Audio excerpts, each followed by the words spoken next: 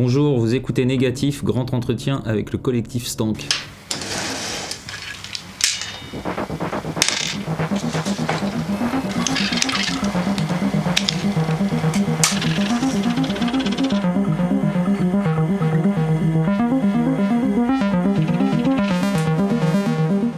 Et nous sommes donc de retour dans Négatif pour la deuxième partie d'un entretien avec le collectif Stank. Rebonjour Vincent Leport. Bonjour. Et bonjour Roy Arida. Bonjour. Et bonjour Pierre-Emmanuel Hurquin. Bonjour. Merci de converser avec nous pour ce nouveau grand entretien de Négatif, toujours consacré aux créatrices et créateurs d'images et de sons. Et vous pouvez retrouver toutes nos archives sur notre site négatif.co. Je m'appelle Thibaut Elie et je suis accompagné aujourd'hui de Daria Obukova. Bonjour. Maxime Rodriguez. Bonjour. Et Lucien Pin. Bonjour. Après avoir découvert en longueur les profondeurs de la création de Bruno Redal, le premier long métrage de Vincent Leport, produit par Stank, nous partons à la découverte de ce collectif créé en 2012 par vous trois et Louis Tardivier. Vous le définissez comme un collectif d'auteurs-réalisateurs consacré au développement et à la production de projets exigeants sans restriction de genre, de durée ou de format. Dans votre catalogue, comme on dit, il y a donc des fictions, des documentaires, des films expérimentaux ou des essais, parfois des objets filmiques non identifiables. Chacun d'entre vous produit les projets des autres et en même temps vous en réalisez vous-même. Donc parmi ceux que vous avez réalisés, on peut citer pour Roy Sous le béton en 2018. Pour Vincent, donc il y a aussi eu Le Gouffre qui a eu le prix Jean Vigo, Duel raté ou encore Les Légendaires. Et pour Pierre-Emmanuel, il y a eu En attendant Godard, Le dernier d'essai franc, Race Campagne et récemment La Vie, l'année dernière, en 2021. Alors, Roy Arida, Pierre-Emmanuel Hurquin et Vincent Leport, nous allons explorer ensemble les coulisses de votre collectif, la manière dont vous avez réussi ou non à produire des films dans ce nouveau grand entretien de Négatif. Avant toute chose, Vincent Leport, Pierre-Emmanuel Hurquin et Roy Arida, quels mots pourriez-vous emprunter pour décrire votre travail, votre métier peut-être en tant que créateur et producteur ? Vous considérez-vous comme des explorateurs, des cinéastes, des artistes, des mailloticiens, des producteurs ou encore autre chose ? Tout ça, à la fois. Et plus encore. On dirait The Master, comme il dit. Mais avant tout, je suis un homme. Avant tout, nous sommes des hommes. Ah, c'est marrant parce qu'on n'a pas forcément les mêmes mots pour les définir, j'ai l'impression. C'est ça qui est bien chez Stank, c'est assez hétéroclite et même hétérogène par moments. Et c'est ce qui peut-être fait aussi le charme de ce qu'on est. C'est cette différence. Moi, j'aime beaucoup le cinéma, mais je sais même pas si je peux me définir comme cinéphile. Je pense même pas. Je suis même pas cinéphile. J'aime juste le cinéma comme territoire, quoi. Pour explorer, faire des aventures collectives. J'aime bien les images qui s'enchaînent. J'aime bien le son, j'aime bien le mélange des deux. On en parlait tout à l'heure avec Roy, c'était cool. On pourrait faire autre chose, mais il se trouve que le cinéma, en tout cas pour moi, c'est du début jusqu'à la fin, de l'idée à gratter sur le papier, jusqu'au tournage avec des gens où on va manger ensemble, jouer la comédie ou pas, ensuite assembler ces images dans une salle sombre, et ensuite le projeter à des gens pour qu'ils le voient. Je trouve que c'est plutôt sympathique comme activité. Donc voilà, ça c'est plutôt ma définition à moi, qui n'est pas du tout qui est aussi celle de Roy et de Vincent, j'imagine, mais pas que. Du coup, je vous balance la balle. Roy, oui. C'est difficile de réduire en un mot, mais on est des cinéastes, quoi. On fait du cinéma, tout simplement. Après, il y a de la maïotique, des fois, oui, effectivement, ça passe par ça quand on accompagne des auteurs, des réalisateurs. Il faut les aider à pondre le mieux possible. Et puis mais de manière générale, j'ai l'impression que... Moi, j'aime bien cette expression, je l'utilise souvent, mais on essaye de rendre possible, en fait, tout simplement, avec les moyens disponibles autour de nous. Donc le système de financement français, on n'invente rien de particulier à ce niveau-là. Et il y a cette particularité que on peut, quand on porte la casquette de producteur, elle est forcément influencée et nourrie par notre expérience de réalisateur et vice versa. Donc quand on réalise aussi, on a quand même une partie de notre cerveau qui est soucieux et voilà, des questions de production. Quand on produit d'autres gens, oui, l'objectif c'est de rendre possible, quoi, de permettre à ces gens-là d'atteindre leur objectif. Donc de trouver des sous, de trouver des moyens, de les aider à constituer les équipes les plus adaptées à leurs projets, à leurs envies. C'est un peu tout ça, quoi. Avec vous, Vincent ? Ce petit truc qu'on aime bien mettre la main à la pâte, qui a ce petit côté artisanal on n'est pas juste des producteurs de bureaux et de dossiers, mais que ce soit sur les tournages à différents postes ou même jusqu'en montage, on aime bien faire nos exports, nos H264, nos DCP, il y a tout un truc comme ça de maîtrise un peu de l'ensemble de ce qui peut constituer un film, qui aussi nous caractérise, ce petit côté artisanal ou fabricant, quoi. Ouais, c'est vrai.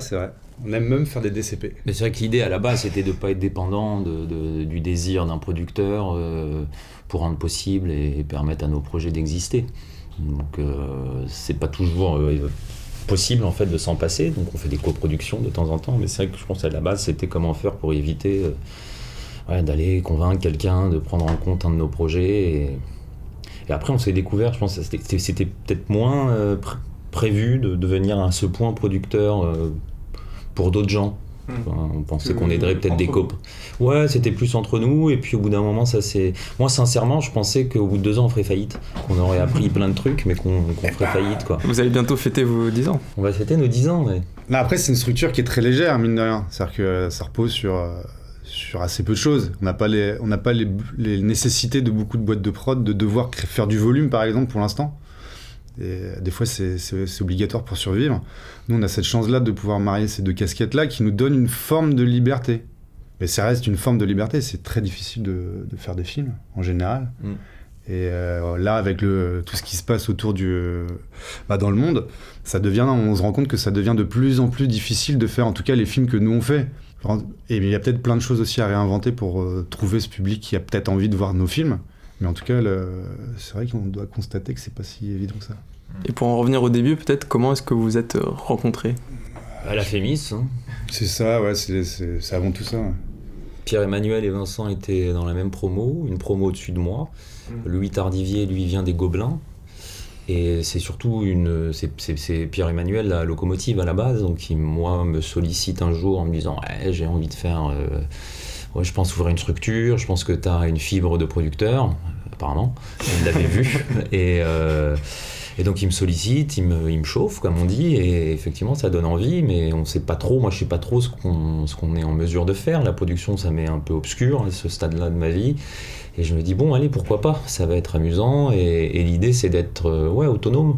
Et après on a commencé avec d'autres gens, on a rencontré pas mal de gens, en essayant de voir qui serait susceptible d'être intéressé et intéressant pour participer à l'aventure. Au bout d'un moment, Vincent, et c'était une évidence, c'était un peu bizarre, mais Vincent se greffe très très vite, donc on devient très vite 3, et puis Louis vient un peu plus tard. Louis venant de l'animation, on se dit que ça peut élargir un peu le spectre de genre de films qu'on pourrait produire. Et voilà, au bout d'un moment, ça se fige, c'est nous 4. À part égale. Et ça s'est fait autour d'une cinéphilie commune, de goût commun ? Pas du tout. Non. En fait, on n'en parle pas. PE, il est pas cinéphile, il connaît rien. Ouais. Je rigole. Non, mais comme tu dis, toi, t'as pas vraiment. Licorice pizza. Pardon. Non, mais oui, c'est ça. Moi, je suis pas cinéphile. J'ai fait la Fémis, je regarde plein de films. Je suis pas cinéphile, mais j'aime le cinéma. Et du coup, je fais mes études avec Vincent, psychopathe du cinéma, qui faisait des films comme tout aussi. T'as vraiment le parcours à limite à Spielbergien, quoi. À 13 ans, tu fais des films dans ton salon tout seul. Tu crois que t'as des amis. À 17, en pellicule, tu fais développer. Et je découvre ce mec-là et en fait, j'apprends à faire des films. Je faisais déjà des films avant. Je faisais de l'animation avec Louis Tardivier dans des squats au fin fond des Pyrénées. Non, tout ça pour dire que je découvre vraiment le cinéma quand je rentre... autrement que par le prisme de faire toujours le même truc, c'est-à-dire faire des films d'animation, faire des documentaires, ça je faisais ça avant. Mais le cinéma, je le découvre en pratiquant avec Vincent. Donc c'est là en étant producteur de ces films à la Fémis, parce qu'il était en réalisation et moi en production, on s'est accompagnés et en effet, il y avait une évidence dans ce temps de poursuivre ce chemin qu'on avait fait ensemble. Ce qui nous rapproche, c'est pas... alors moi, par exemple, j'adorais les films de Roy à la Fémis, mais c'est pas du tout des films que je ferais, et PE fait plus de la comédie, Roy plutôt du drame, on va dire. Ouais. Moi, j'ai peut-être plus un truc vers le cinéma de genre, comme on dit, genre des trucs fantastiques ou de tueurs. Et en fait, non, c'est vrai. Et en fait, non, on fait pas du tout le même cinéma. Et ça aussi, c'est peut-être un truc qui nous plaît bien. C'est plutôt, on a une façon de faire nos films, peut-être qui nous rapproche plus que le résultat final.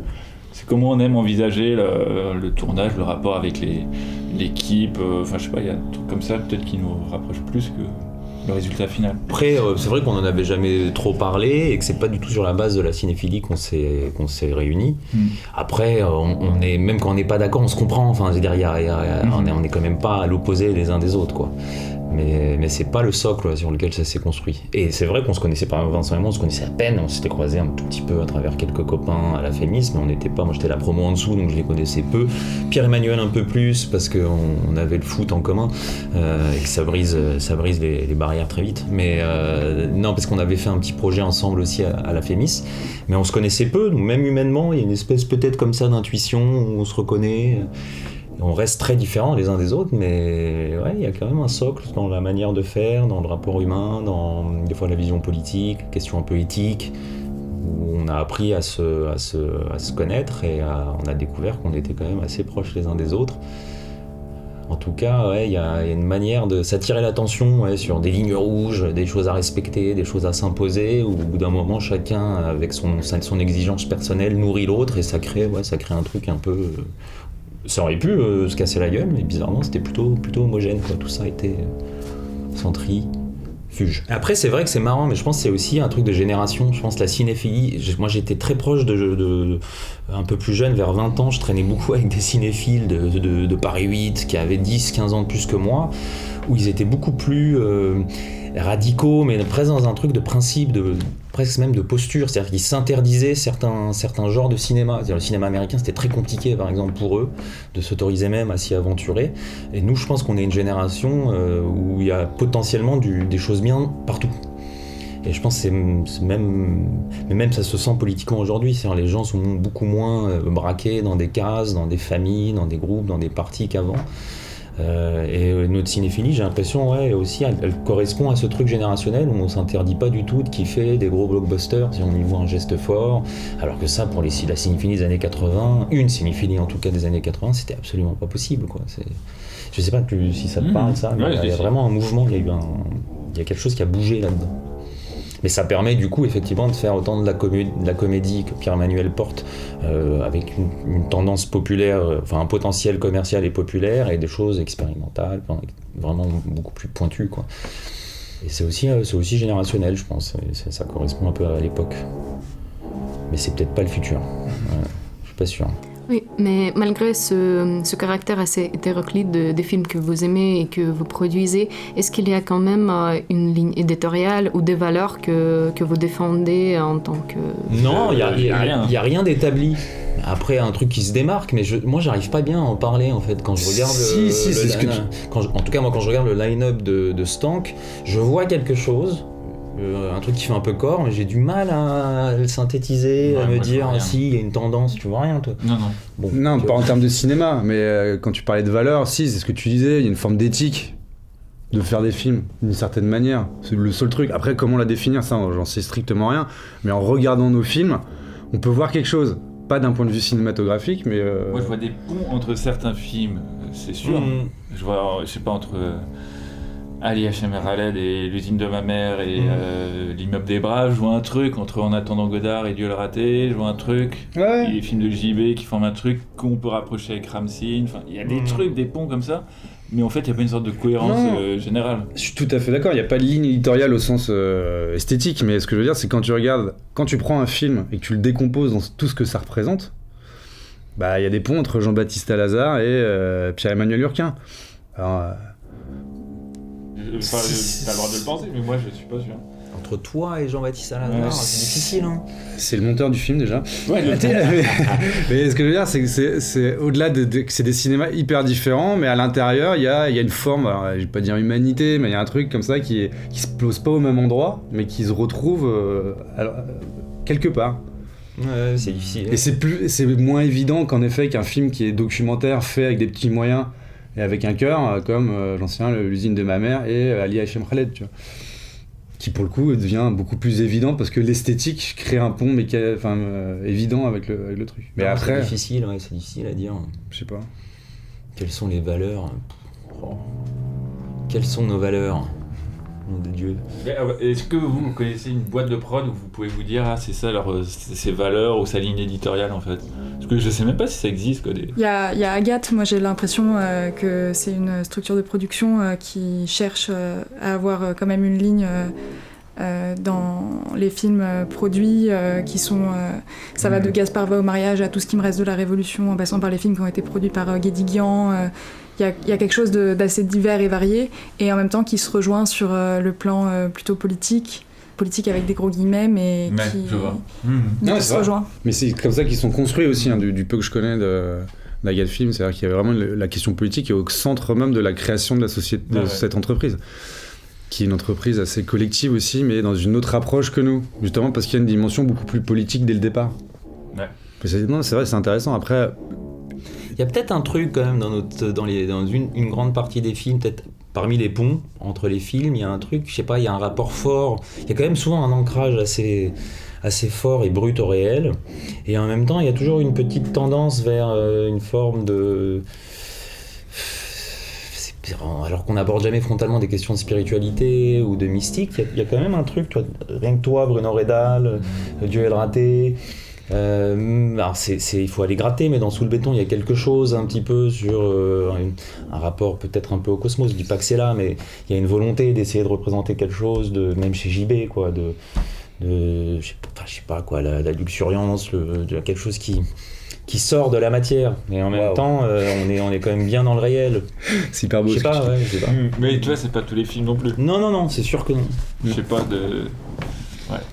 Je vois ce que tu veux dire. Et tu vois le dernier d'Essai Franc, hein, comment Pierre-Emmanuel, tu casses un truc par la musique aussi, par Vivaldi soudainement. Alors c'est des codes on a déjà vus, mais on aurait pu, d'ailleurs au début on était plus... Allez, c'est un film un peu banlieue et tout, hop, on va foutre du hip-hop, finalement tu romps un truc, tu fous du Vivaldi, je sais pas, ça apporte un truc un peu plus vertical, quoi.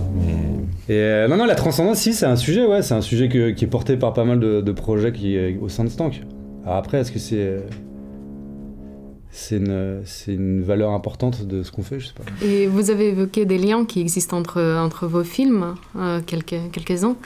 Est-ce que vous considérez que vous vous influencez les uns les autres dans votre travail ou dans votre esprit en général ? Est-ce qu'on s'influence ? Alors là, moi, je pense que oui, ouais, inconsciemment. Alors déjà parce dès qu'on fait des projets, on est les premiers lecteurs quand c'est une fiction même. Quand tu fais un documentaire, souvent tu écris un dossier et tout. Donc souvent on est les premiers lecteurs, donc on s'influence beaucoup déjà même sur... vu qu'on se lit beaucoup, et à un moment on commence à rentrer dans la tête un peu des autres. Et puis il y a des trucs juste de films que moi je peux... Même il y a des trucs juste... On s'influence parce qu'on prend souvent des mêmes gens pour travailler au montage. Et ça c'est important aussi quand même, hein, ce qu'on appelle les techniciens quand même, ça participe d'un truc... Mais non, mais c'est au-delà de faire de la technique, ça apporte un truc, une couleur, à fond, un truc artistique très fort.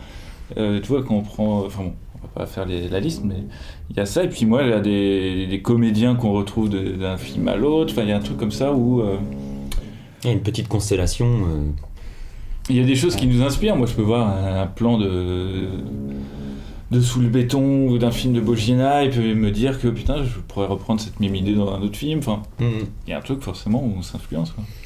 Et c'est vrai que on a une petite cellule de développement qui est déjà là.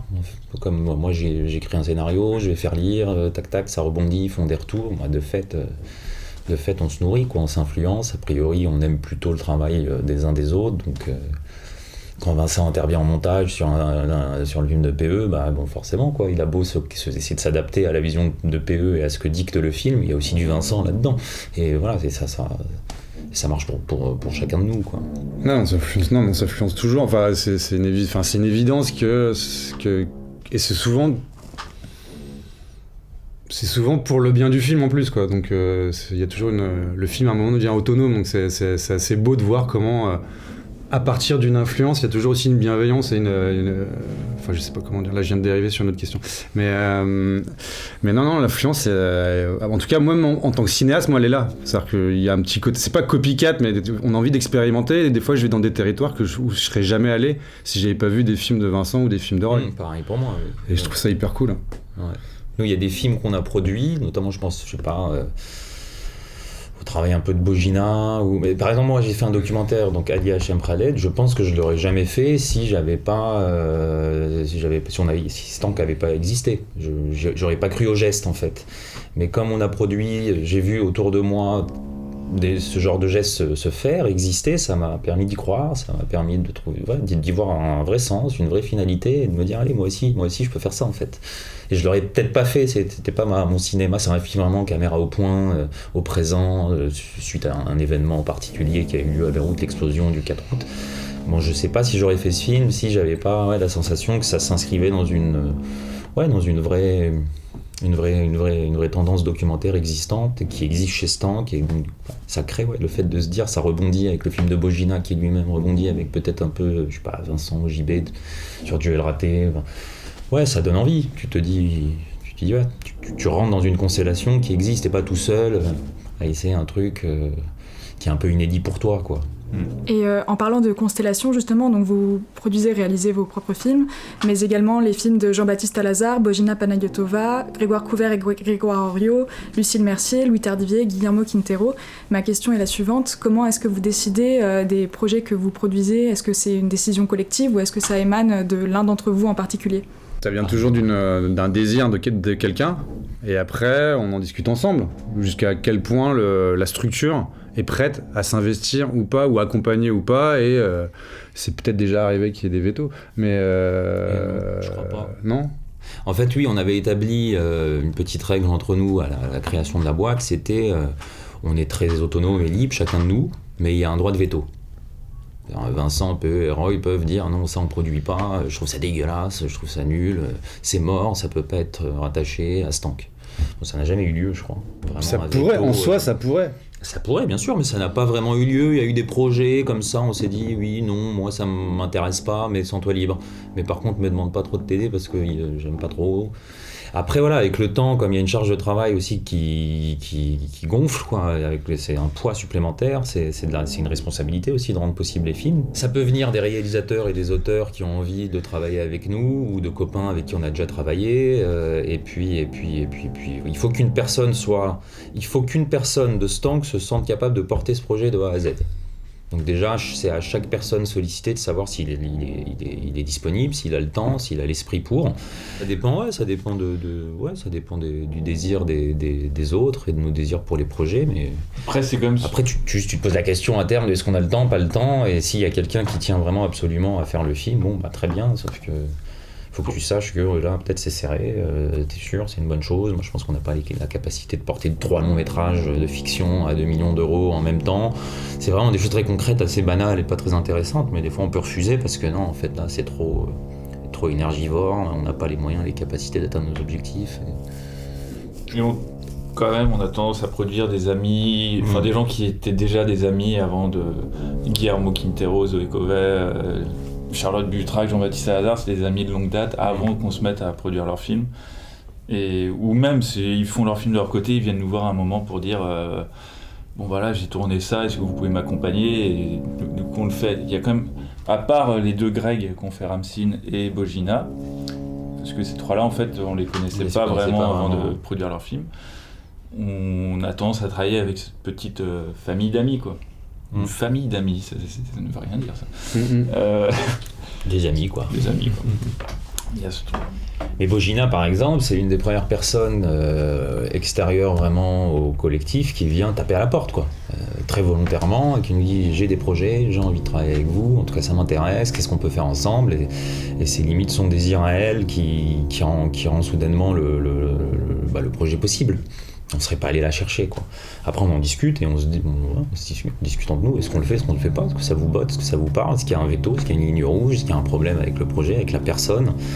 Et au final, Bojina y est resté, ce qui n'empêchera pas de faire des films avec d'autres gens par la suite, mais ça devient assez naturel aujourd'hui, et pour elle ou pour nous, de lire ses projets, d'en parler, est-ce qu'on part sur le prochain, est-ce qu'on continue, et elle fait partie un peu de la famille. Moi j'ai un scénario, je peux lui l'envoyer, elle me fait des retours, et vice versa, quoi. Les Greg sur Ramsin, c'est une autre histoire, parce que ça part vraiment des musiciens qui partaient enregistrer un album au Liban. Donc moi ça m'interpelle étant libanais, et il me dit oui, et il y a 2 gars qui vont nous accompagner, qui ont l'habitude de faire des images pour nous, qu'on projette pendant les concerts, mais là on pense à éventuellement faire un objet plus conséquent, un petit film peut-être et tout, donc moi ça me botte, et donc je prends juste le temps de rencontrer ces 2 personnes. Et sur la rencontre, il y a une certaine évidence. En tout cas, je me dis, ouais, ils ont l'air chouettes, ça m'intéresse de les accompagner sur 2-3 ans. Je sais pas trop c'est quoi le projet, on verra bien, mais il faut qu'à la fois il y ait quand même un projet qui donne envie, et à la fois c'est quand même beaucoup une rencontre. Parce que partir sur un projet mais hallucinant, où vraiment tu te dis, c'est magnifique, ça va être dingue, mais avec quelqu'un avec vraiment, il y a pas d'énergie commune, quoi. Enfin, c'est mort, moi ça m'intéresse pas. Enfin, c'est pas possible, je pense. On n'est pas de cette école-là, quoi.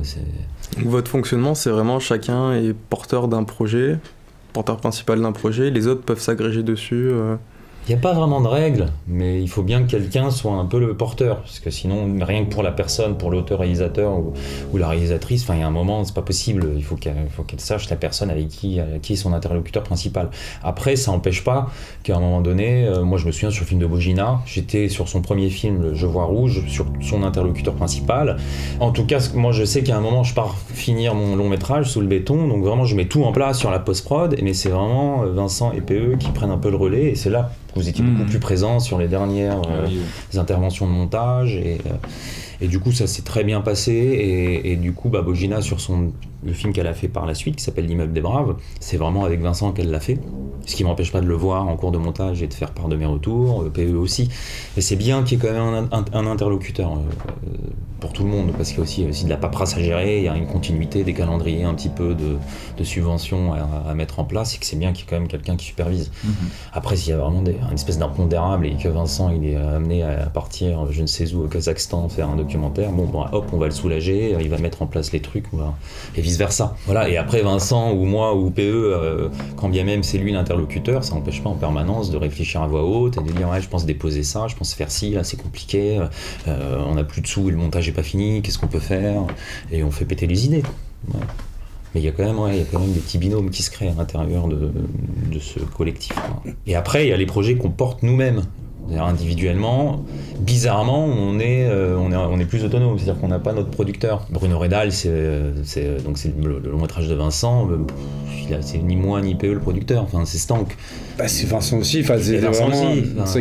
Ce qui est beau dans Bruno Redal, c'est aussi la taille l'ampleur du projet qui mécaniquement va solliciter toutes les ressources de Stank. Ça a été votre plus gros projet jusqu'à présent. Ouais. C'est pas le plus beau, mais c'est le plus gros. Je rigole. Oui, c'est le plus gros. Mais c'est celui qui mobilise le plus l'énergie de Stank. Donc là, on va pas dire la quintessence, mais on a utilisé.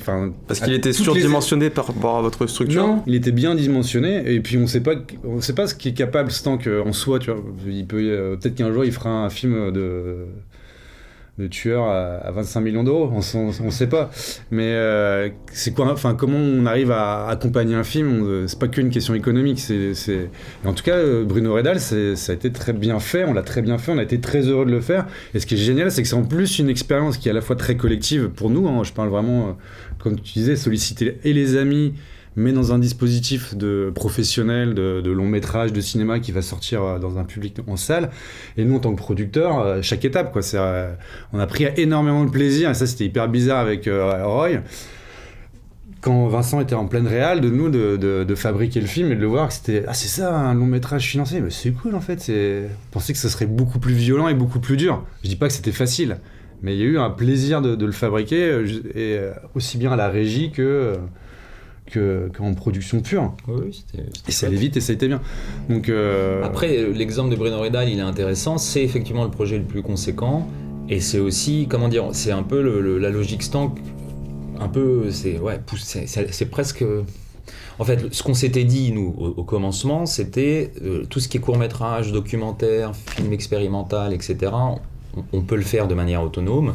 Une question se pose sur les longs métrages un petit peu lourds où on tape sur des budgets à 1 million, 2 millions, où il y a des conventions à respecter, il y a une gestion du crédit avec des banques, des plans de trésorerie au poil de cul, il y a une responsabilité plus lourde, et il y a un financement plus conséquent à aller chercher.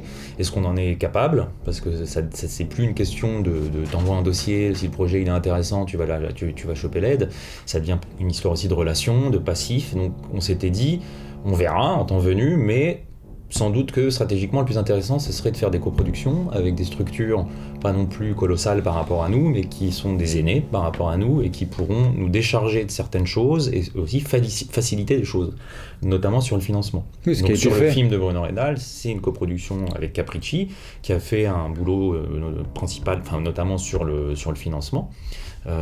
Est-ce qu'on aurait pu obtenir ces financements sans Capricci ? Ça reste...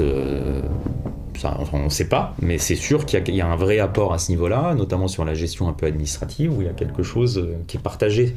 Et ça nous permet, du coup, ça permet aussi d'arriver sur ce projet-là assez serein, où on sait qu'on va se concentrer principalement sur l'exécution, au jour le jour, sur le tournage, sur la fabrication. Capricci nous décharge de certaines choses. Bien sûr, mais ça, l'un n'empêche pas l'autre. C'est-à-dire que... Non, l'un n'empêche pas l'autre, c'est juste une manière de dire qu'aussi, on considère encore qu'on a, en tout cas pour pouvoir bien faire ce qu'on fait bien, c'est-à-dire l'exécution principalement et le développement, on a encore l'impression aujourd'hui qu'on doit passer par une coproduction, une association avec une structure un peu plus costaud qui va nous décharger de certaines choses qui ne nous intéressent pas plus que ça et qu'on ne sait pas encore particulièrement bien faire. Peut-être qu'on se trompe, peut-être qu'on le ferait très bien, mais ça, en tout cas ça nous décharge de certaines choses et ça nous permet de bien faire ce qu'on prend en main, quoi. Donc on est encore là sur les longs métrages, on commence à se poser la question, est-ce que le prochain on a besoin de faire une copro ou pas ? On verra bien, c'est vraiment au cas par cas, mais non, la question est là quand même. Ouais, mais après ça rejoint aussi le faire ensemble, c'est-à-dire que des fois on va chercher aussi l'idée d'une coproduction parce qu'en effet il y a des compétences ou du temps qu'on n'a pas, ou tu vois, ou de l'énergie qu'on n'a pas, et des fois c'est aussi mieux pour supporter un projet qui est compliqué, quoi. C'est-à-dire se dire...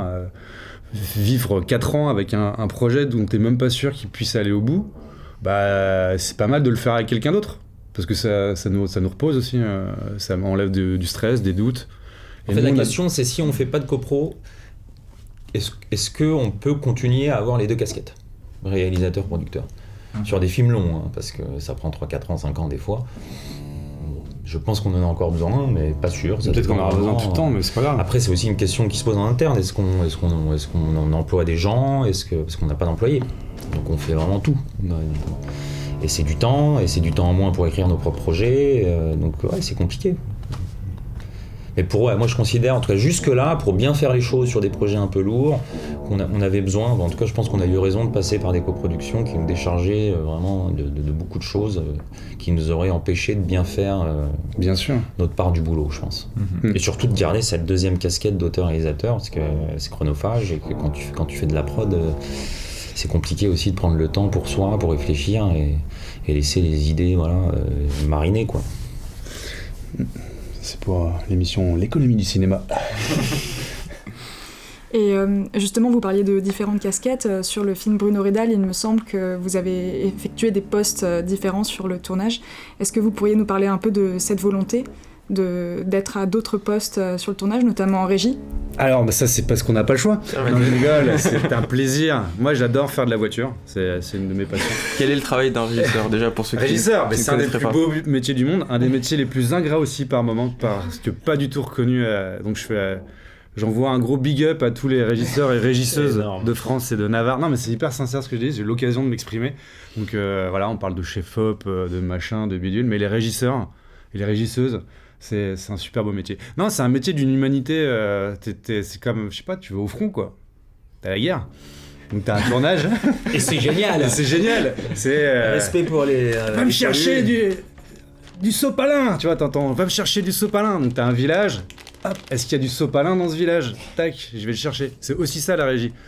Et donc ce côté humain qu'il y a dans ce métier-là, qui est assez dur quand même, parce que c'est assez physique. Faut se lever tôt et se coucher tard. C'est un plaisir parce que c'est aussi ça, produire. Pour moi, produire, c'est ce côté un peu artisanal et toucher du doigt ce que c'est vraiment, même si t'es pas projeté du côté artistique. Donc le métier de la régie, et c'est souvent, enfin en tout cas moi, j'en fais pas tout le temps, donc je pense que ça va être très dur aussi pour des gens qui le font à l'année, parce que cette ingratitude et cette violence de ce travail-là, des fois elle doit être pesante. Mais non, la régie, c'est tout cet aspect logistique aussi. C'est-à-dire que t'es un peu partout et nulle part. C'est-à-dire que t'es pas au cœur du plateau, mais t'es pas loin, quoi. Et tu peux avoir une vision aussi assez à 360 de ce qu'est un tournage, ce que c'est qu'une équipe de film, ce qu'est le film, l'objet film qui se fabrique. Et c'est hyper intéressant d'être de ce côté-là. Et nous, ce qu'on aime aussi, c'est le côté humain. Parce que sur Bruno Reda, il y a un exemple qui est hyper simple, c'est qu'on a été pas mal à la rencontre des gens, à la fois pour la logistique, mais même pour le côté artistique. Tu vois, les figurants, la figuration, c'était des très grands moments de partage et de rencontre qu'on a eu avec les gens qui ont participé au film. Et je trouve ça vraiment génial d'être dans ce côté vivant et humain du cinéma. Finalement, les gens qui ne vivent pas ces moments-là, ou les vivent autrement, c'est les gens du plateau, qui est une espèce de cellule un peu coupée du monde, qui est à l'intérieur de son truc, et qui va le partager aussi avec les comédiens et les différentes personnes qui interviennent sur le plateau. Mais quand nous, on est de l'autre côté, on a un autre aspect de ce qu'est un tournage, et c'est assez intéressant. Et ce qui est bien quand tu fais de la régie, et que comme nous, on est producteurs et réalisateurs, et quand tu fais de la régie, ça te permet de descendre un peu de ta tour d'ivoire Alors, c'est pas une tour d'ivoire, mais... Le producteur, hein. En tout cas, quand tu es réalisateur, ça te permet ensuite, quand tu fais tes propres films, de savoir jusqu'où tu peux aller, parce que tu sais que la régie, c'est dur, et tu sais que tu peux pas te demander n'importe quoi à n'importe qui. Enfin, pas n'importe quoi à n'importe qui, mais c'est juste qu'il y a des limites à pas dépasser. Et je pense que tu peux très vite, en tant que réalisateur, être déconnecté un peu de tous les enjeux qu'il y a autour de toi, économiques, de travail, de fatigue, et du coup, je trouve que c'est pas mal de faire de la régie de temps en temps, quoi. Là-dessus aussi, quoi. Après, en tant que producteur, savoir qu'est-ce que tu demandes à tes équipes, qu'est-ce que tu mets en place pour que tout roule, et d'être de l'autre côté de la machine, c'est pas mal. Non, mais c'est exactement ça. C'est-à-dire qu'il faut quand même pas oublier que la fonction première de la régie, c'est de mettre dans les meilleures conditions l'équipe de tournage qui a pour mission de faire le film le plus beau film possible. Ouais. Donc une fois que tu as résolu cette question-là, c'est-à-dire nourrir tes techniciens suffisamment pour pas qu'ils viennent péter un câble à 14h parce que tu as 2 heures de sup qui est de retard sur ton machin. Tout ça, c'est une ingénierie. Tout ça, c'est une pensée. Si tu sers tu vois, si le cantinier sert de la bouffe de merde, c'est un enjeu de régie. Et cette bouffe de merde, elle va avoir des conséquences sur le moral des troupes et sur la qualité du travail. Et ainsi de suite. Ça, il y a vraiment toute une réflexion à avoir. Exactement pareil que préparer le décor dans les meilleures conditions. Cette préparation de régie, elle est essentielle pour que le tournage puisse se passer dans les meilleures conditions. Un blocage de rue, c'est hyper important, quoi. Donc, et ainsi de suite. C'est-à-dire que quand on est dans cette position-là, ça n'est qu'une extension du métier de producteur de mettre dans les meilleures conditions, enfin dans les conditions, les meilleures que tu puisses avoir à un instant T. En gros, je pense qu'il y a avant toute chose, je pense qu'on a un vrai plaisir, nous trois, à être à tourner, quoi. C'est une aventure humaine qui nous plaît. Vraiment, je pense qu'on aime ça, on est heureux de s'y retrouver, donc ce sera assez frustrant de s'en priver, ce serait assez frustrant juste de s'arrêter à la phase de financement et après d'embaucher des directeurs de production, des régisseurs, de dire mais allez-y maintenant et puis moi je passe à autre chose. On aime ça, donc il y a quand même les limites, et puis comme on travaille beaucoup en famille d'amis, c'est le moyen de se retrouver, quoi, sur ce terrain où allez, on part à l'aventure tous ensemble, on va galérer, on va rigoler, on va essayer de faire quelque chose de beau pendant 2, 3, 4, 5, 6, 7 semaines, et on n'a pas du tout envie de se priver de ça. Donc il y a le plaisir quand même de s'y retrouver et d'y être, de participer à ça. Et après l'autre chose, en tant que producteur et en tant que réalisateur aussi, je pense que c'est important de se rendre compte vraiment, mais empiriquement, des conditions que tu imposes aux autres, que tu imposes sans autorité, mais que tu mets en place, quoi. Donc que ce soit les conditions salariales, les horaires de tournage que tu imposes, les conditions de logement, il y a quelque chose quand même de... là, pour le coup, c'est éthique. C'est bizarre de se dire, ok, c'est ça les salaires, c'est ça les logements, c'est ça le plan de travail, vous y allez, vous me ramenez le film. C'est très différent de se dire, je serai avec vous tous les jours, je vais me taper les horaires, je vais me taper le climat de merde, les galères, on est ensemble, quoi. Alors, en plus du plaisir que ça représente pour nous de vivre l'aventure, il y a un truc, on assume avec vous les conditions qu'on impose, ou que le film nous impose. Donc, c'est à la fois une exigence un peu éthique et à la fois un plaisir de se retrouver sur le plateau, quoi. Moi, ça serait bizarre juste d'envoyer les gens au front comme ça et de temps en temps passer un coup de fil et de débarquer s'il y a un problème, quoi. Après, c'est pas nécessairement toujours possible. C'est marrant parce que je peux pas prétendre que chaque film qu'on produira, on sera là, on chie avec les gens sur le terrain. Ça me semble pas toujours possible. Des fois même, c'est inutile. Faut pas aussi se retrouver sur un plateau où t'as rien à faire. Parce qu'au mieux, tu te fais chier, au pire, tu deviens un parasite. Et c'est très insupportable, je pense aussi, pour des techniciens de voir un producteur un peu se tourner les pouces sur un plateau, quoi. Je pense, je sais pas, mais... Il n'est pas arrivé ce jour-là, hein, mais... Non, mais... mais non, mais vraiment, c'est... T'as vraiment rien à faire sur un tournage de film, faut vraiment le vouloir, il y a toujours un petit truc... Et puis après, quand on a le temps et qu'on considère qu'on a les compétences pour, ça me paraît absurde d'embaucher quelqu'un d'autre pour faire quelque chose qu'on pourrait faire, quoi. C'est un peu aussi notre problème, c'est-à-dire comme on sait faire des DCP, on fait tous les DCP, quoi. Et en fait, au bout d'un moment, il faudrait aussi se dire, tu veux un DCP ? On va peut-être pas faire les DCP, voilà, je vais peut-être pas faire le régisseur, Stock aurait besoin de moi ailleurs, ou j'en sais rien. Ouais. Non, et pour finir sur cette question, c'est pas des principes figés, quoi, c'est ça que je veux dire. Ouais. C'est marrant parce qu'à la régie, finalement, c'est pas souvent avec des amis qu'on fait la régie, c'est souvent là qu'on rencontre des gens.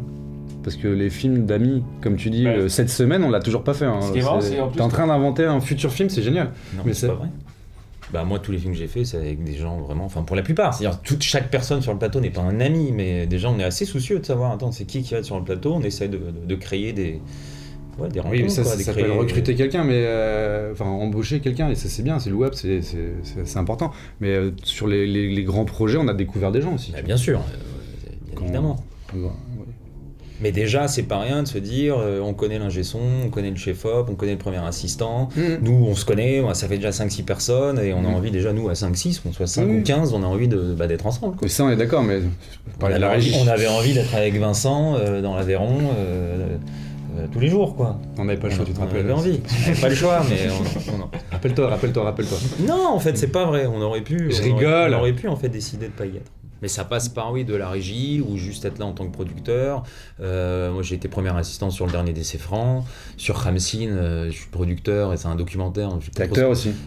Bon, il s'avère que je me retrouve à l'image, mais on s'en fout, c'est sur le terrain, je me retrouve comme je connais, ça se tourne au Liban, que je suis libanais.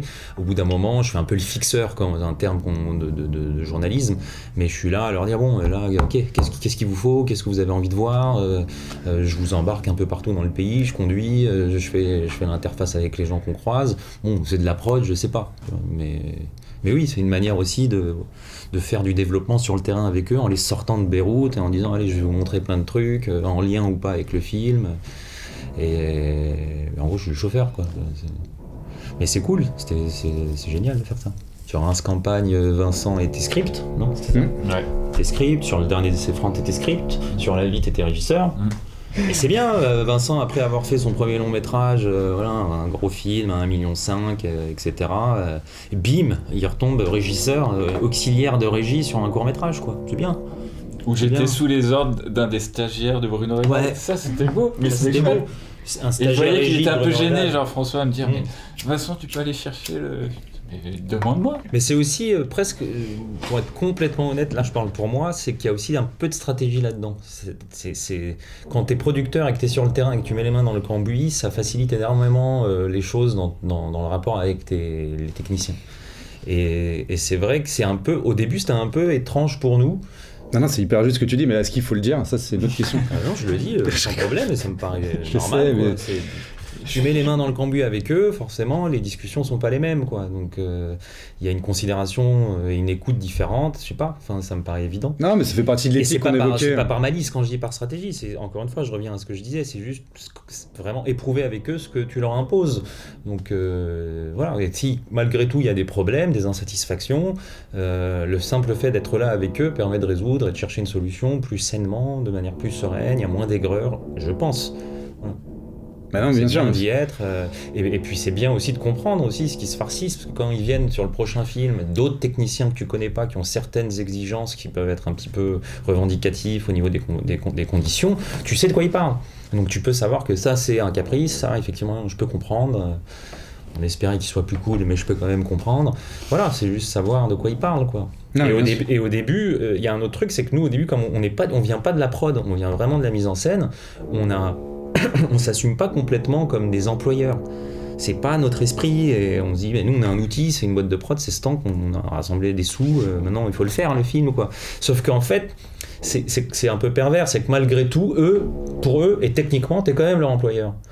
Et donc ils attendent de toi que tu incarnes cette espèce de posture étrange qui est difficile à cibler, t'es quand même c'est toi le responsable légal, et donc à qui je parle quand ça va pas, quoi. Et t'es là, je parle, tu vois. Non, je veux savoir c'est qui le producteur. Et tu dois... Et ça, je trouve qu'on a appris à le faire avec le temps. Au début, on essayait un peu plus de faire péter les petites cloisons entre corporations et entre prod techniciens.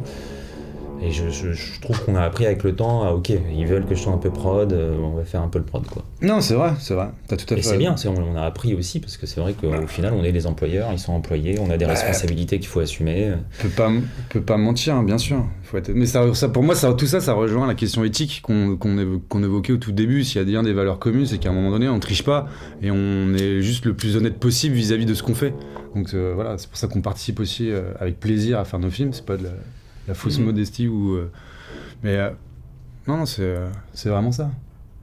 Après c'est rigolo parce que quand on leur dit mais non, on va pas prendre 5 régisseurs parce qu'on sera là pour vous aider, en général ils nous regardent de travers en mode on la connaît celle-là, le producteur qui va nous aider mais qui en fait fait pas grand chose parce qu'il sait pas faire grand chose, et donc on va le parasiter parce qu'il a pas les bons réflexes, quoi. Donc il faut aussi la rassurer là-dessus, c'est non, on va vraiment bosser avec vous sur le terrain, et en général ça prend 2 semaines. Une petite suspicion au début, genre est-ce qu'ils vont vraiment mettre les mains dans le cambouis, et puis bon, au bout d'un moment ils voient bien que... Ouais. J'espère, oui, que dès le début. Surtout les régisseurs. Ouais. Pourriez-vous parler un peu sur le projet qui vous a posé le plus de problèmes, et qu'est-ce que vous avez appris par ce projet? Ouais. On revient dans 1 heure. Ouais. Donc ça fait l'unanimité. Non, en plus, c'est pas des problèmes en mode négatif. Le podcast. Non, mais c'était compliqué, ça a pris du temps. Enfin, en gros, on va parler de Sous le béton. Attends, tu parles de quel film d'horreur? Non, mais Sous le béton, à la base, c'est un court-métrage documentaire qui se transforme en long-métrage de fiction, mais avec les moyens d'un court-métrage documentaire, en gros. Ouais. Donc forcément, c'est la merde. C'est compliqué. Alors, il y a de la plongée, on est au Liban. Il y a quoi d'autre? Il n'y a pas de scénario, donc il faut que... Voilà, et que tout ça est perturbant, je sais pas trop où je vais... Et que ça a été une galère infernale, parce que plus de sous, du coup le film s'est retrouvé bloqué pendant 1 an et demi, quasiment. En fait, j'ai voulu tourner depuis le départ en 3 sessions. Première session, ça se passe bien, 10 jours, on a encore un peu de sous. Deuxième session, 10 jours, ça se passe bien, mais j'épuise les sous que j'ai. Et donc il faut trouver des solutions pour pouvoir tourner cette 3e session qui est très conséquente, parce que ça implique à peu près une dizaine de tournages sous l'eau. Donc un caisson, quelqu'un qui sait tourner sous l'eau, enfin des bateaux, des bouteilles, du matos, c'est une vraie galère. Et donc on a réussi à rassembler un peu de sous, mais ça a quand même pris près de 18 mois. Et du coup le film, j'ai commencé en 2015. Pour commencer un tournage en 2015, quand même tu commences à écrire en 2013. Et il s'est terminé en décembre 2018. Et derrière, ça a été compliqué de trouver une place en festival. Le Covid a foutu la merde, donc il fait sa première mondiale en 2020, alors que j'avais fini fin 2018, commencé à tourner en 2015. Donc tout a été compliqué, de A à Z, pour des raisons un peu finalement de développement, quoi. J'avais envie de partir un peu comme ça, en suivant quelqu'un qui voulait battre un record du monde de plongée, le suivre dans son quotidien. Je me suis dit c'est du docu, mais que je vais tordre un peu le réel, je vais pouvoir mettre des choses en scène. Et plus j'avance, plus il y a de la résistance, plus la personne n'a pas du tout envie, en plus il veut plus battre le record du monde, donc je suis plus du tout dans le réel. Mais je veux quand même raconter cette histoire-là, donc j'assume soudainement de faire une fiction, mais j'ai pas vraiment de scénario, donc il faut que je me mette à écrire un scénario, savoir un peu plus où je veux aller, plus les problèmes de sous, et puis derrière les problèmes de distribution. Enfin, bref, tout un merdier sans fin, quoi. Mais moi je suis très content du résultat, et il a quand même eu un petit parcours chouette malgré le fait qu'il sortira pas en salle. Bim. Mais voilà. À la fois, ça permet de voir, ok, c'est possible de faire un long métrage qui a un peu qui a une gueule, hein, c'est pas un film à l'arrache. Tu te dis pas c'est un film vraiment pauvre, non, mais c'est qu'à l'image, tu te dis pas c'est un film pauvre, tu te dis franchement, ouais. Sauf que ça coûte vraiment à peine plus, ça coûte 160 000 €, quoi, c'est le budget d'un court métrage très bien produit. Et c'est intéressant de se dire, ok, on l'a rendu possible. Mais en fait, c'est pas du tout un bon exemple, à l'école, il faut dire, ça il faut pas faire, quoi. Vraiment, ça coûte trop en énergie pour tout le monde, quoi. Après, d'autres difficultés, non. Je vois Rouge a été complexe parce que c'est un documentaire très personnel, un peu film-journal, donc la réalisatrice a puisé à la fois dans des heures et des heures d'images d'archives, puis elle avait décidé quelques années auparavant de filmer vraiment, littéralement toute sa vie en permanence, avec une petite caméra comme ça. Et du coup, elle se retrouve à un moment donné avec 300-400 heures de rush. C'est un film sur le retour au pays, en Bulgarie, la confrontation un peu avec la génération de ses parents et de ses grands-parents, leur implication avec le régime communiste en place et tout. Et c'est un film très éclaté, c'est vraiment une forme très libre. Donc on a des images de Skype, des split screens, de caméras de surveillance, des images de journal perso, des images d'archives. Et ça a été compliqué parce que c'est des films qui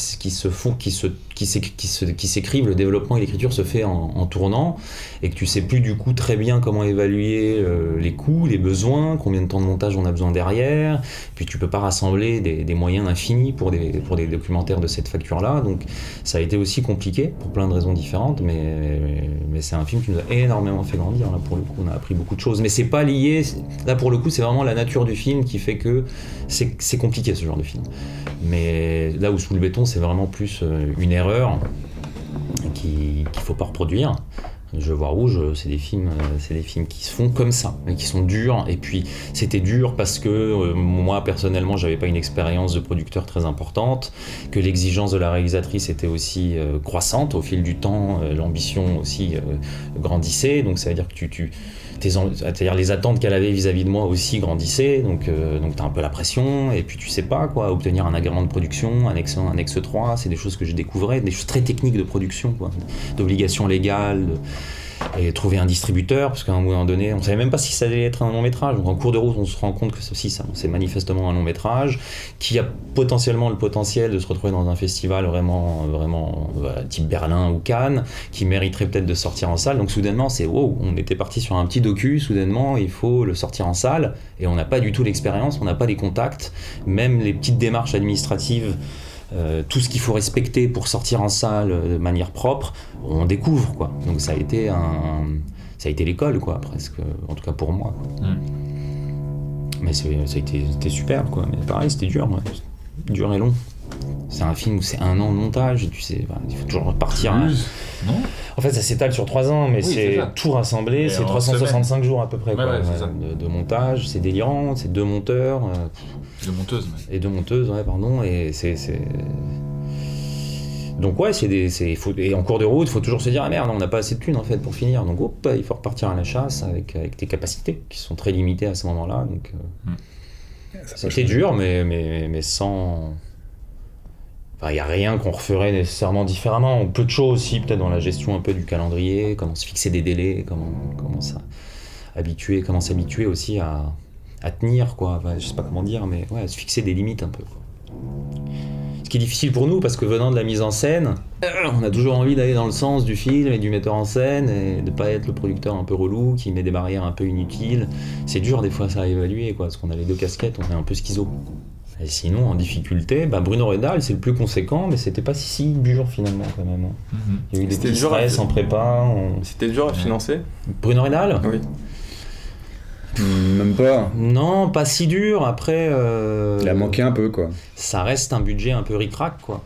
Et c'est ça qui est étrange. Je pense que, pareil, on a découvert un truc. C'est moi, naïvement, tu te dis, tiens, si on obtient l'avance sur recette, t'as l'impression que derrière, tout va se déployer. C'est quoi l'avance sur recette ? C'est le fonds d'aide le plus important, on va dire, au CNC, le fonds public un peu le plus conséquent, qui, effectivement, financièrement, ça peut aller de 300 à 600 000 euros. Mais c'est surtout symboliquement, ça débloque tout un tas de choses derrière, parce que c'est vraiment le tampon de validation le plus fédérateur, si tu veux, pour les financiers. Donc tu as l'impression que tu as l'avance sur recette, bam, derrière, tu vas avoir les régions, les télés, tout le monde va se greffer, et en fait non, c'est pas si simple, quoi. Mais c'est ce qui s'est passé, mais après il y a une ingénierie financière particulière qui fait que tu arrives à un plafond assez rapidement.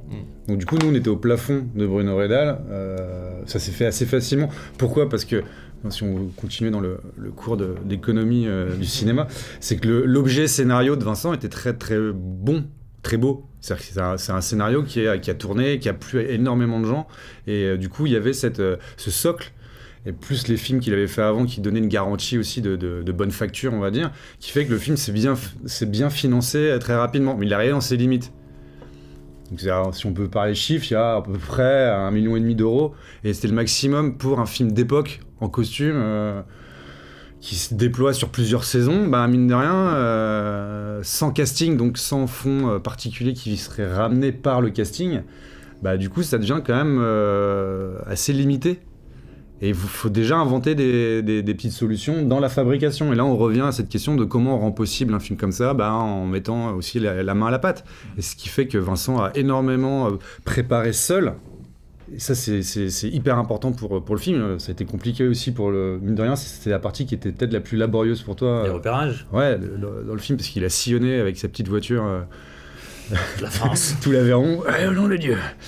Et c'était pas évident. Et après, voilà, c'est ça la grosse difficulté qu'on a eue. Pour toi, Yves, sur Bruno Redal. Figu, c'est chaud. Figu, c'est énormément de boulot. Je crois que les gros trucs, c'est les décors quand même. Franchement, ça a pris tellement de temps. Parce que film d'époque, donc tu trouves un décor qui est bien, mais en fait tu te rends compte que tu es sous un tunnel aérien. Et puis tu trouves un autre décor qui est bien, mais tu te rends compte que l'accès est trop compliqué si tu veux ramener les camions. Enfin, donc c'est pour ça, 1 an et demi de repérage en tout. Avec aussi ce truc de, comme tu dis, PE, quand on a l'avance sur recette, on se dit tout va mieux rouler. Et moi j'ai fait 1 an de repérage dans le Cantal en se disant on va avoir l'aide de la région Auvergne-Rhône-Alpes. Et en fait, ils passent même pas en plénière, ils trouvent ça nul, ils ont rejeté complètement le scénar. Donc là, t'es genre, du coup, faut reprendre tous les repérages. Dans une autre région. Dans une autre région, enfin, il y a tout ce truc. Et ensuite, il y a toujours le budget limité qui fait que, tu passes d'un scénar de 120 pages à un scénar de 100 pages, tu passes à ce que je disais tout à l'heure, de 300 figurants à 50. Que cette séquence où tu veux des figurants, on te dit non, soit tu la coupes, soit tu la fais sans figurants, donc faut tout réécrire un peu au dernier moment. Il y a ce truc 2 semaines avant le tournage, le CNC nous retire 30 000 €, ce qui peut paraître ridicule. Pour une question d'équilibre de budget, en gros, tu dois respecter un certain taux d'argent privé et un certain taux d'argent public. Et on avait respecté, mais je sais plus, ils ont craignaient on était trop à la limite pour eux, donc par sécurité, ils nous ont retiré de l'argent public. Ouais. Un truc un peu arbitraire, un peu étrange. Et ça, c'est vraiment 2 semaines avant le tournage, pour un premier long métrage d'époque compliqué où on se serre tous un peu la ceinture, on t'enlève 30 000 €. Ouais. Et ça représente quoi, 30 000 €, en plus, en moins sur un projet comme ça? C'est une journée de tournage, on va dire. Ouais. Une journée de tournage ou alors une grosse journée de figuration avec 50 figurants, quoi. Bon, on va dire c'est surtout une journée de tournage, et une journée de tournage c'est 3 minutes de film, c'est beaucoup, c'est 3 séquences, c'est un gros truc. Et non, ce qui a été très compliqué, une journée de tournage ou 2 semaines de montage. Ou 2 semaines de montage, ou... Non mais c'est pas... c'est colossal. Ouais. Ou la location de 3 éléphants. À la journée. Non, ce qui a été le plus compliqué en fait, je crois, c'est sur les repérages, c'est qu'il nous fallait des lieux religieux. Et qu'on a eu une sorte de veto de l'église là où on tournait. Et en gros, le diocèse. On a trouvé des super lieux et on a été refoulé par le diocèse. Il y a eu même des... Comment on appelle ça là, Ouais, il y a eu du lobbying. Une circulaire qui... le diocèse voulait interdire tout le monde. On disait qu'on faisait un film dégénéré, pervers, immoral ou je sais pas quoi. Et vraiment, ils sont rentrés dans la caricature, dans des lieux même où il y avait eu des viols sur gamins à foison. Enfin bref. C'est vrai que le rapport pour ça d'ailleurs. Le rapport n'était pas publié encore. Et alors qu'on rencontrait les gens, enfin bon, bref. Donc non, il y a eu beaucoup de problèmes avec l'église, étonnamment. Moi, je pensais que... Et à côté de ça, on a eu quand même, genre à Thérondelle, des gens très bien qui nous ont accueillis et tout. Mais ça a été un gros frein, si bien que quand on a tourné il y avait 4 jours de tournage pour la partie séminaire du film. 4 jours, c'est quand même gros. 2 semaines avant le tournage, on n'a toujours pas le décor. Et alors que c'est un décor qu'il faut complètement aménager. Il y a une 50aine de figurants qu'il faut avoir près de ce décor qui vont jouer les séminaristes. Dont des mineurs. Et des mineurs, donc il faut faire des dossiers auprès de la DAS. Et ça, 2 semaines avant le tournage, on n'a pas ça. Bon, là, je me suis fait quelques cheveux blancs. Vraiment, c'était un peu stressant, quoi. Donc, voilà. Après, un tournage, c'est toujours... Enfin, ce qui est fou, c'est que c'est... Enfin, tout le monde le connaît, c'est que tu te mets dans une situation de stress, même pour pas grand chose. Des fois, il y a peut-être des points de détail qui devaient être hyper importants pour toi à un moment donné. Tu vois, je me rappelle plus quoi, mais Ça pourrait être même avoir un coq ou des poules, je me rappelle des trucs qu'on calait sur ce truc-là. Et toi, t'as pas le coq, la poule la veille, c'est la fin du monde. Non mais on rigole, mais moi j'ai déjà badé sur des histoires de gants ou pas gants, sur des boucles d'oreilles. Des boucles d'oreilles ou pas de boucles d'oreilles. C'est-à-dire que chacun a ses lubies aussi, et la difficulté, elle a pas de visage, tu vois, et elle se matérialise de manière très différente à un moment donné. Après, ce qui est intéressant, c'est que je pense que tu répondras, Vince, mais le fait d'être producteur de son propre film permet d'accepter, comme tu vois bien, de vie à l'appui, tu as toutes les informations, tu as accès à toutes les données, en fait, on te cache rien, c'est pas le producteur qui vient te dire, non mais ça c'est non, c'est pas possible, en fait, on n'a pas de thunes, donc trouver une solution. Et tu peux devenir suspicieux de merde, est-ce qu'il y a vraiment pas de thunes, ou est-ce qu'en fait il est en train de s'en mettre un peu dans la poche, est-ce qu'il fait les bons choix, pas les bons choix. À partir du moment où il est impliqué, qu'il a accès à tout, qu'il est producteur, en fait ses décisions de devoir couper dans la figuration, c'est chiant, mais le deuil il est fait quand même de manière un peu plus sereine, enfin, tu vois, et ça c'est pas rien. C'est énorme, et t'imagines. ça te permet d'être malin, de te dire ok tac tac on va faire ci, on va faire ça, et tu l'acceptes déjà, et ça c'est déjà beaucoup, parce que c'est vrai qu'il y a plein de jeunes collègues, réalisateurs, réalisatrices qui comprennent pas en fait pourquoi là on leur dit non, pourquoi c'est si limité, pourquoi le budget alors qu'on pensait être tranquille, en fait on n'est pas tranquille, et qu'à chaque fois qu'on fait un pas en fait on nous dit ah non c'est pas possible, ah non c'est pas possible, et c'est peut-être tout à fait fondé, mais le simple fait de pas avoir accès vraiment au compte et de comprendre le détail de chaque dépense rend les choses un peu plus difficiles à manœuvrer, quoi. Mais ça après ça fait partie vraiment des composantes de notre façon de faire des films, parce que mine de rien c'est inconscient, ou c'est même pas inconscient, des fois quand t'es sur un plateau c'est exactement tous les enjeux, même pas celui du réalisateur, celui du producteur.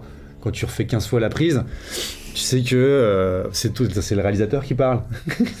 Parce que tu aurais dû la faire 5 fois pour pas dépasser 3 heures, et ainsi de suite. Et donc tu dois tout le temps dealer avec cette schizophrénie que tu évoquais du réalisateur-producteur. Mais je trouve ça assez sain finalement de savoir ce que c'est qu'un film dans sa globalité. Mais ça peut nous jouer des tours. Je sais que moi ça m'est arrivé que... je me rappelle Étienne, le chef électro de Bruno Redal, ou Maxime, le premier assistant, qui me disait mais Vincent, on peut en refaire quoi. J'étais ah oui mais là on dépasse de 30 minutes machin. C'est lui qui me disait non mais t'inquiète, l'équipe est ok, continue. Carrément. Quoi. Et parce qu'on a des fois tendance à se brider quoi. Ouais. Du coup faut qu'on fasse gaffe aussi à ne pas. Faut avoir aussi ce petit côté capricieux, c'est pas capricieux mais un peu volontaire du cinéaste qui veut faire son film. Esthète quoi, vraiment t'as envie d'avoir le plan que tu veux, tu te bats pour l'avoir. Ça c'est pareil, tu te rappelles, c'est Race Campagne, le plan d'introduction. On a essayé de faire bon, c'était pas le bon outil, mais il y avait une grue, il y avait un plan séquence qui durait je sais pas combien de temps, et à la fin j'en pouvais plus. Et j'en pouvais plus notamment parce que disait Vincent, c'est-à-dire que je savais derrière l'équipe, t'es au début du tournage, t'es en train de dépasser de 3 heures, le plan il rentre pas, il rentrera probablement jamais, tu dis bon allez stop, on arrête, je ferai un truc avec ce que j'ai. Et là t'as en effet le chef Machino qui est en train de s'amuser quand même un petit machin, fait non on va aller à fond. D'habitude tu vois, le chef Machino on va dire désolé chef Machino mais faut pas déconner avec les dépassements et les trucs comme ça, c'est un deal où il faut vraiment... Il y a un rapport aussi de travail qui des fois est pas évident, et là c'est le chef Machino qui est au taquet sur le truc et qui veut le rentrer, et c'est hyper beau. Et du coup c'est beau parce que c'est lui, c'est cette personne-là, ce technicien-là à un moment donné qui dit attends le film, c'est ton film, on va aller au bout de ton film, et là tu dis ah ouais, putain merde, qu'est-ce que je suis en train de faire ? Je suis en train de rentrer dans le jeu du producteur, du mauvais producteur qui fait qui s'auto-censure au mauvais moment quoi. Et ouais, c'est vrai. Mais ça va même jusqu'à, moi, sur Sous le béton, comme on avait très peu de sous, la bouffe, c'était vraiment pas top. Et sur 3, 4, 5 semaines, ça fait un peu mal. Et du coup, moi je sais qu'ils sont vraiment pas contents de la qualité des repas. Moi je suis un peu une éponge. Donc du coup, en tant que réalisateur, je vois qu'ils font tous la gueule au repas. C'est difficile parce que je sais aussi, le régisseur, ce que je lui impose comme budget, bouffe. Donc du coup, merde, ils vont l'engueuler, mais je sais en fait qu'ils m'engueulent moi derrière, mais enfin, et c'est très délicat. Du coup, moi, je suis en train de bouffer, je suis en train de zioter tout le monde autour pour voir à quel point ils sont contents, pas contents, et merde, ils vont l'engueuler, mais c'est quand même moi qu'on engueule derrière, c'est hyper bizarre. Et en même temps, je suis réalisateur, je devrais juste ne pas me soucier de ça. J'ai d'autres choses là qui me bouffent la tête, et en fait, merde, ils sont pas contents de la qualité du café, quoi. Et c'est bizarre, tu vois, c'est un peu con, quoi. C'est le petit truc, le petit prix à payer. Ah bah, fallait pas faire du houmous tous les jours. Pardon, j'étais obligé de faire la blague. Si seulement il y avait du houmous tous les jours. Il est hyper bon le houmous, vous trouvez pas ? Bon allez, on reprend dans une demi-heure les gars. Mais c'est là que voilà, les deux casquettes rentrent un peu en conflit l'une avec l'autre, quoi. Et ça part d'un bon sentiment, c'est une mauvaise utilisation de la casquette de producteur, mais ça part d'un bon sentiment parce que ça part du sentiment de vouloir être le plus généreux possible aussi avec l'équipe, quoi. Parce qu'on sait que c'est dur de faire des films. Qu'est-ce qu'il vous reste de vos années d'école à la FEMIS aujourd'hui ? Tout un réseau d'amitié, franchement, et de gens que, comme on disait tout à l'heure, Jean-Baptiste Salazar, Charlotte Butrac, nous trois, et puis il y en a plein d'autres. Marco Olivier, c'est difficile de voir. Là maintenant, on est obligé de citer tout le monde. T'es dans la merde, vas-y. Lucie Bouilleret, putain, il y en a plein. Vincent Cardona. Vincent Cardona, oui. Marco, Charlotte, Butrac, Michael Capron, Jean-Baptiste Salazar, Bogina, Xavier, Sylvain.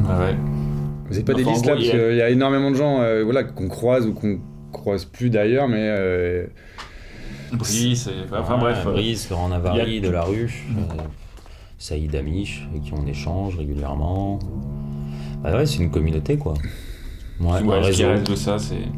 Non, c'est pas vrai. En plus, là, c'est de me... Moi, j'ai pris énormément de plaisir à la FEMIS. Oui, mais le truc principal qui reste 10 ans après, c'est d'avoir rencontré toutes ces personnes qu'on continue à qui on continue à travailler, à être amis, à boire des coups. Tout à fait. Non, mais on est tout à fait d'accord. Ce qui était super pour moi à la FEMIS, c'était 4 ans de tester des trucs, quoi. Quand tu fais pas d'école et que tu arrives à mobiliser une équipe pour faire un film, t'as intérêt à pas te rater. À la FEMIS, t'as 4 ans pour te rater et tenter plein de trucs. Et ça c'est l'école comme un laboratoire, en fait. C'est un laboratoire. À fond. C'est un laboratoire. Parce que t'as pas de questions financières, t'as pas de... Et puis on te dit, vas-y, essaye de faire un docu, même si t'as pas envie d'en faire, tu tentes, et ça se trouve, tu découvres un plaisir insoupçonné à faire ça. Enfin, il y a tout un truc, et puis on te fournit du matos et des équipes toutes faites pour faire tes petits projets alors que t'as 20 ans et que t'as pas encore d'expérience. Donc non, c'est royal. C'est quand même royal, ouais. Non, on a passé c'est ça, c'est beaucoup de plaisir. Moi, c'est là-bas que j'ai découvert ce que c'était que des cinéastes, vraiment. Enfin, je m'en rendais pas compte avant, je regardais des films et comment on fait un film. Enfin, c'est assez intéressant d'être dans cette espèce de laboratoire. C'est vraiment un bouillon de culture qui était vraiment foisonnant. Alors après, je dis pas qu'on a forcément fait des super films. On va pas citer. Non, puis il y a déjà ce truc à la FEMIS où on passe tous à chaque poste, plus ou moins. Je sais plus comment c'est aujourd'hui, mais nous, à notre époque, en première année, en plus, on faisait des films en Super 16, donc c'est vrai que tu mets vraiment les mains dans les outils et tu passes à tous les postes. Et finalement, ce temps que c'est un peu dans la continuité de ça, quoi, quelque part. On se retrouve premier assistant, régisseur, monteur... on fait les exports, tout ça. Enfin, non, mais c'est vrai, c'est bizarre parce qu'à la fois, c'est vrai que c'est une école qui peut peut-être permettre à des gens qui ont un potentiel melon d'avoir vraiment le melon très, très, très vite. Moi, j'ai eu ça autour de moi, quoi, des gens qui étaient portés au Panthéon, des génies, tu vois, des réalisateurs de génie à 24 ans. Et derrière, se sont fait flinguer par la réalité un peu du terrain, quoi, et du marché, quoi. Mais sur la fabrication, ouais, c'est vrai que quand même, ils nous font passer à tous les postes et que c'est... Si t'es pas trop con, tu sais que c'est intéressant, que c'est riche et que tu peux prolonger un petit peu ce truc, quoi. Nous, c'est un peu ce qu'on a fait finalement. Après, il y a des trucs qui nous ont pas du tout appris, hein. Nous, en tant que réalisateurs, la question du scénario, elle n'existe pas. Si nous on l'avait cette question-là, mais d'un point de vue de production, on l'avait pas d'un point de vue de réalisation, parce que vous étiez en réalisation. Comment est-ce que juste on se met à réfléchir à un scénario, ça, je veux dire, on était complètement largués, quoi. Ah oui, c'est clair. Il y avait un truc qui s'appelait l'inspiration, là où tu l'as. Voilà, c'est ça. Ouais. C'est un peu gentil, quoi. Mais ce qui est pas faux en soi aussi, tu vois, c'est ça qui est. C'est pas faux non plus. Mais bon, si t'es une école, tu peux aussi donner quelques cours, que tu sois d'accord ou pas en tant qu'élève sur ce qu'on t'apprend. Mais il y a quand même eu des gros manquements. Et après, le vrai truc, c'est qu'à un moment, quand on a fait notre grève à FEMIS, c'était aussi dire peut-être qu'il faut supprimer le département réalisation. Parce que justement, il n'y a pas vraiment de cours concrets. Que peut-être que ça s'apprend pas, la réalisation. Vous avez fait grève pour ça ? Enfin, grève, je dis grève comme si on était des ouvriers maltraités. Non, à la base, c'était parti d'une sorte de sentiment que l'école était sclérosée, un peu s'empâtait dans un truc très bureaucratique, administratif, qu'elle avait tendance à justement à mettre certains élèves, surtout dans le département réalisation, sur un piédestal, compartimenter un peu les années entre elles, les départements entre eux. Il n'y avait pas de transversalité, c'était cloisonné. Il y avait un truc un peu rigide comme et ça, un certains peu d'entre mort. nous, moi je me souviens, il y avait des points de conflit sur quelle est la pédagogie finalement de la Fémis. Et eux, ils disaient, mais en fait, vous êtes assez libre, merde, qu'est-ce que vous voulez de plus ? Et certains, moi j'étais, mais en fait, imposez-nous quelque chose contre lequel on pourrait éventuellement s'opposer, quoi. Mais il y a une espèce de... C'était un peu... On n'assume pas, en fait, la vision du cinéma qu'on essaye de vous transmettre, c'est un petit peu mou, c'est un petit peu vaporeux. Et pour eux, c'était super, parce que c'était équivalent, ça voulait dire liberté artistique. Ce qui n'est pas complètement vrai, et surtout quand t'es jeune, des fois, t'as envie de dire non, je suis contre ça, tu vois, pour un peu savoir aussi qui tu es, quoi. Donc c'est bizarre, c'est qu'à la fois, effectivement, tu peux faire ce que tu veux, en même temps... Mais il y avait de la mauvaise foi des deux côtés. Hein. Et il y a de la mauvaise foi des deux côtés, ouais, c'est vrai. Puis après, c'était ce que disait Vincent, c'était de côté vraiment cloisonnement, sclérosé... mais qui est constitutif de cette école-là. C'est une école qui a des moyens colossaux pour 50 élèves d'un truc qui, normalement, se fait même pas dans une école. Tu résumes le truc, c'est pas comme les études de médecine. En médecine, t'apprends des trucs concrets, quoi. À un moment donné, tu vas soigner des gens. Nous, faire des films, Vincent, il en faisait à 14 ans dans sa chambre, c'est peut-être là qu'il a appris le plus. J'en sais rien, mais il y a un truc qui est... mais par exemple... provocateur, mais c'est un peu ça, c'est-à-dire que et c'est avec tout le respect de la diversité de comment on fait des films. Est-ce qu'il y a besoin d'avoir des écoles de cinéma pour faire des films ? L'histoire nous a dit que non, mais c'est vrai que c'est un plus si, comme on l'a dit tout à l'heure, on te donne les moyens de pouvoir t'exprimer pendant 4 ans avec... voilà, tu vas au bureau, tu descends au -1, tu ouais, je voudrais la dernière caméra numérique. Ah ouais, on l'a, tiens, hop, je te la donne. Et c'est chambé. Pour quelqu'un qui... Bon, maintenant, il y a des téléphones qui font... Tu peux faire des films avec des téléphones, c'est génial, mais à l'époque, nous, on était... Ça n'existait pas, toutes ces histoires. Donc, c'était génial. T'arrivais, waouh, ils ont des caméras 35 mm, gros, à l'intérieur de la Fémis. Mais par contre, pour revenir, ce qui me reste aussi, c'est l'absence, moi, de réflexion sur le scénario. C'est-à-dire, je pense qu'en 4 ans, j'ai pas rencontré un scénariste, quitte à ne rien m'apprendre. Il y a peut-être pas de méthodologie à transmettre, mais juste un scénariste qui puisse m'expliquer comment il procède. Et je rencontre 1, 2, 3, 4, lui, tiens, il travaille comme ça, lui, c'est comme ça qu'il nourrit ses idées, qu'il avance un peu, enfin... Il n'y avait pas, quoi, il y avait pas. Alors que... Il y a un département... Il y a un département scénario. Dans lequel vous étiez. Oui. Il y a un département scénario. Dans lequel il y a des élèves scénaristes. Ouais, et comme c'est très cloisonné, il n'y a pas de croisement. Donc eux, c'est bien des brutes de scénar, et nous, on ne sait pas écrire de scénar. Et ce qui est quand même très... Non mais, tu vois caricature. Tu vois la feuille truc, mais t'es pas allé le voir à la cour de récré pendant la pause ? Non mais c'est pas comme ça que ça se passe. Non mais ça pourrait. Non mais non, arrêtons, on parle de pédagogie là. Oui, et le problème, ce qui est bizarre, c'est juste que le système français est intégralement basé sur le scénario. C'est hyper curieux en fait. Ce qui est une énorme connerie, je tiens juste à le dire, parce que c'est fatigant à la fin. C'est essentiel un scénario, c'est vraiment essentiel. Mais là on fonde vraiment toute une économie, parce que c'est le seul objet vraiment tangible de du potentiel d'une œuvre. Et ça devient un peu trop hégémonique, quoi, comme ça mériterait un petit peu plus de diversité, justement, la question du scénario. Mais... Tu vois comment un scénario évolue entre le moment où tu l'écris et comment il change avec ton casting, avec tes repérages, comment tu adaptes tout en fonction. Et entre un scénario que tu envoies en commission et le film fini, il y a tellement un gouffre. Exactement. Que tu es alors. Je suis d'accord, quoi. On devrait. Arrêter de faire 17 versions et de faire 4 dépôts et d'avoir des aides à la réécriture, des possibilités de redéposer parce qu'un tel a dit que ça et qu'une telle pense qu'en fait le personnage mériterait d'être plus mystérieux. Il y a un moment, je suis d'accord, l'hégémonie du scénario. Mais c'est difficile parce qu'en fait c'est très compliqué de faire quelque chose de rationnel autrement. Donc ça reste depuis toujours le critère numéro 1 pour crédibiliser un projet de film. Et après, moi où il y a un plus gros problème, c'est sur même l'écriture des scénarios. C'est-à-dire qu'on rentre dans une norme qui est liée aussi à l'histoire du cinéma et à l'évolution du cinéma, mais on est dans une norme de scénario où voilà, c'est souvent très téléguidé. Les grandes cinéastes et les grands cinéastes d'aujourd'hui, c'est souvent des gens qui s'émancipent énormément de l'objet écrit, quoi. Tout le monde a toujours dit il n'y a rien de pire qu'un scénario filmé. Mais tout le monde est d'accord, sauf que mais personne l'applique. Typiquement en France, je pense qu'un film comme Memoria de Veraceta Cool, exactement, ça passe pas à l'avance. Genre, mais il manque un peu de psychologie, la petite Tilda Swinton. Là. C'est quoi son évolution entre le début et la fin ? À la fin, on entend des trucs, oui, mais concrètement, est-ce qu'elle a perdu un enfant ? Et vous avez pas eu un problème par rapport à Bruno Redal, parce que le personnage, est-ce qu'il évolue vraiment du début à la fin ? Non, ça va, il n'y a pas eu... Franchement, il a été plutôt bien reçu. Il a été super bien reçu. très très bien reçu. Ouais, Mais très non, très j'ai bon jamais, scénario. jamais eu cette réflexion. Et ça a été surprenant pour vous qu'il soit bien reçu ou c'était... Non. Pas du tout. Non, c'était assez évident. On le trouvait beau. Enfin, on le trouvait tous Non, très beau. il y a une qualité, une puissance littéraire assez évidente, quoi. Et après, ce qui est hyper marrant, c'est qu'il y avait justement cette grande peur, alors, tu vois, complètement stupide, de la question de la voix off. Ah, attention. Ouais, si, il y a plein de gens qui ont dit ça va durer des plombes, des machins. Ce qui est vrai, c'est-à-dire que quand Vincent il filme, il prend le scénario, il le filme. T'avais un stock de voix off colossal que t'as réduit à l'os, mais ça fait partie de l'ambition, enfin de la destinée du film. C'est l'axe dramaturgique du film. Oui, mais ce que je veux dire, c'est que le scénario, il a été réduit presque à l'os sur les voix. Il faut toujours réduire à l'os. Enfin bon. Non, mais pas ça c'est nécessairement, pas. Mais voilà, pas nécessairement. Des fois, c'est. Le gras, c'est bon, ça donne du goût.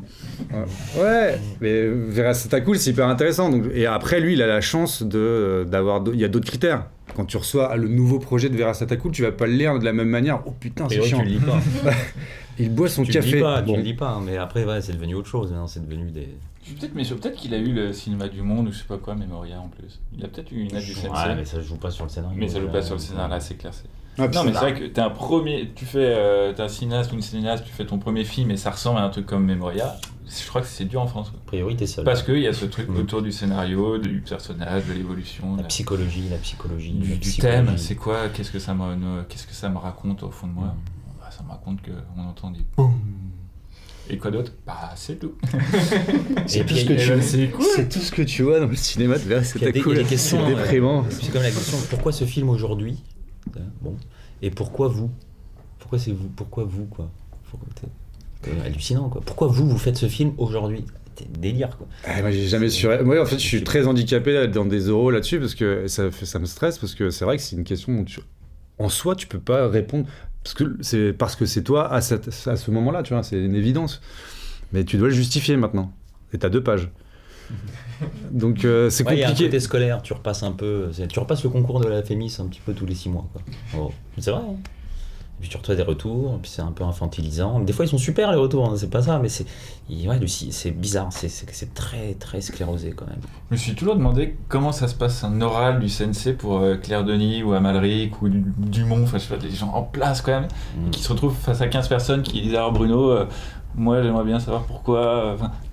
Est-ce qu'on leur pose les mêmes questions qu'à nous? Quand ça se passe, ce serait intéressant que Claire Simon fasse un film là-dessus. Ah, c'est clair. Ouais, ça pourrait.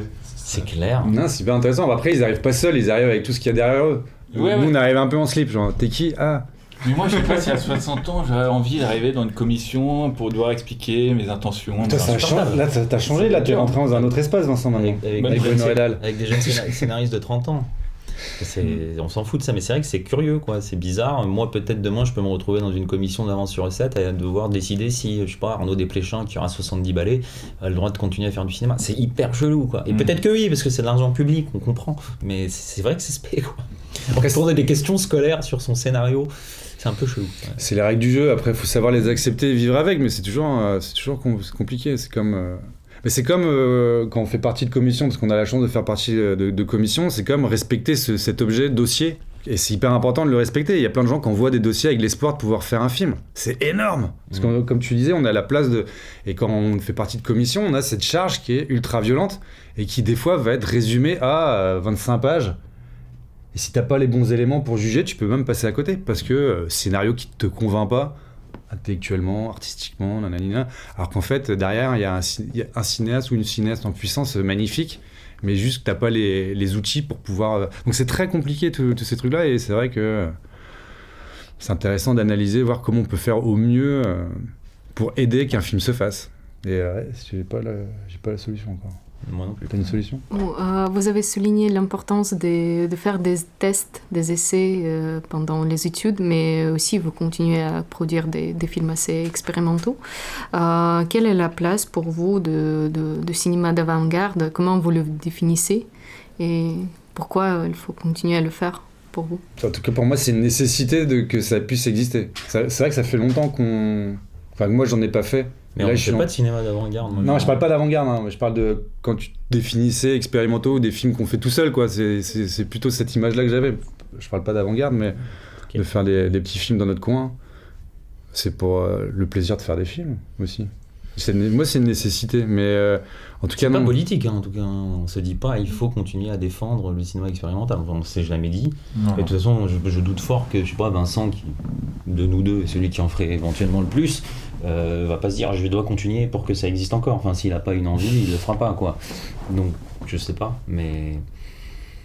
Et j'ai l'impression que tu lis essai, tentative à expérimental. C'est ça que tu. Ouais. Ah, mais c'est des films pour Parce que moi. pour je vois moi, pas les différences, tout film c'est une tentative, c'est-à-dire même à l'école, je disais c'est un laboratoire, tu peux tester plein de trucs et tu vas te casser la gueule et c'est pas très grave. Moi j'ai jamais fait un film en me disant c'est un exercice, non c'est un film quoi. C'est pas. Et aujourd'hui je fais des films, ok c'est plus à l'école mais ça reste. J'espère que j'essaye encore de tenter quelque chose d'un petit peu à chaque fois. Alors, c'est pas nécessairement révolutionnaire par rapport au cinéma ou par rapport à mon parcours, mais il y a toujours un truc que je tente, c'est une tentative, il n'y a pas de promesse, tu sais pas. C'est tellement complexe, quoi. Donc ouais, moi je le fais toujours dans cet esprit, on tente. Il faut tenter un truc, quoi. Après, le truc, c'est que notre structure permet, plutôt que avant-garde, expérimental et tout, mais les films qu'on dit sauvages, en gros, tu te lances sans argent, voilà. Et le vrai truc que permet Stank, c'est vu qu'on a acquis du matériel de tournage, de post-production et tout, s'il y a un film qu'on veut faire et qu'on veut le faire maintenant et qu'il n'y a pas d'argent, et ben on le fait quand même. Et donc c'est ça que c'est pas une revendication, mais qu'on fait quoi. Tu vois, quand il y a 1 an et demi, il y a le port qui explose à Beyrouth, on va pas attendre 6 mois d'avoir des dossiers de. T'as explosé à Beyrouth? Oh, elle est pas mal celle-là. Quel film expérimental. Le port a explosé à Beyrouth. Le nouveau film de Roy Harida, expérimental, un film d'avant-garde. Mais...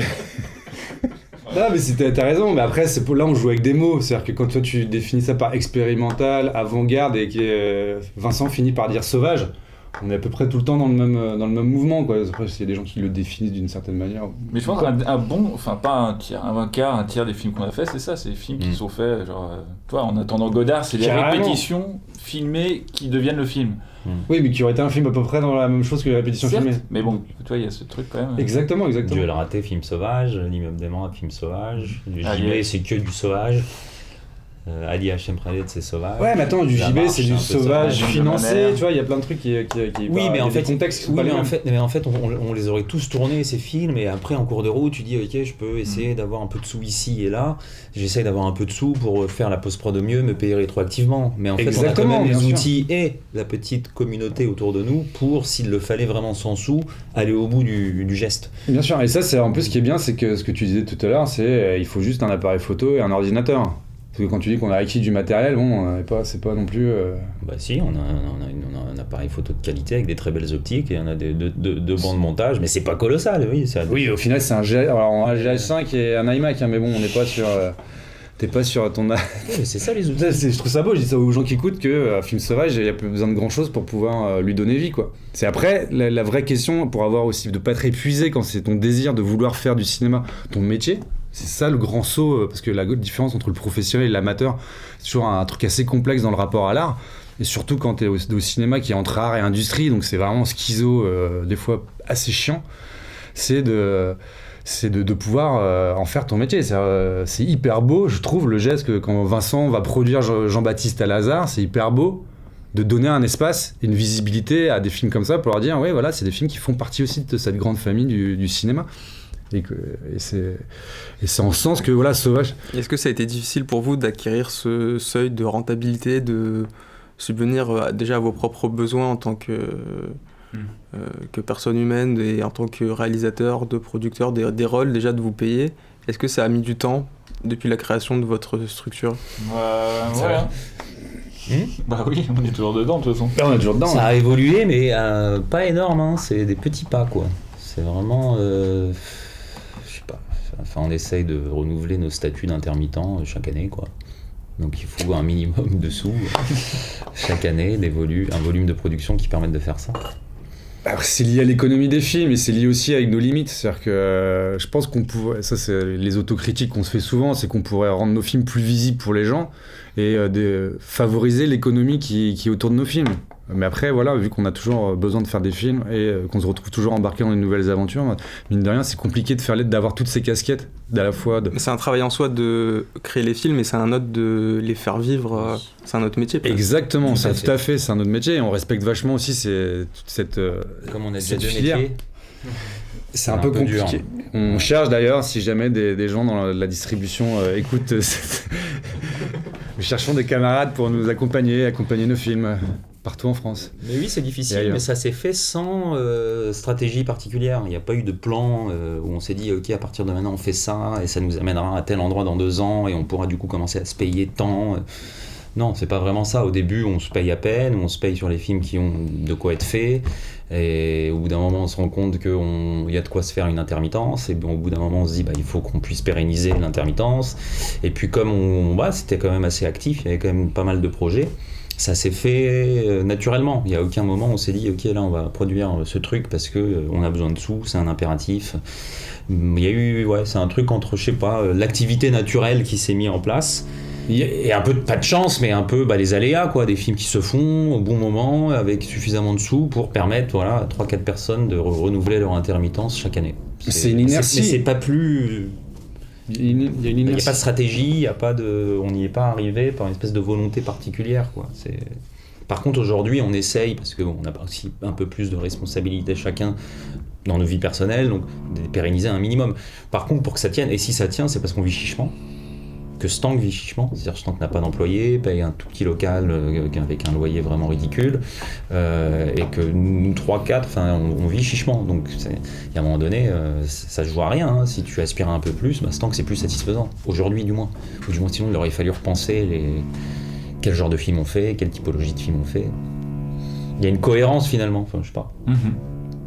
Non, c'est cohérent. Après, c'est... Mais ça a pris, je pense qu'on est là-dedans, c'est assez... carré depuis 2 ans, 3 ans. 2018, 2-3 ans.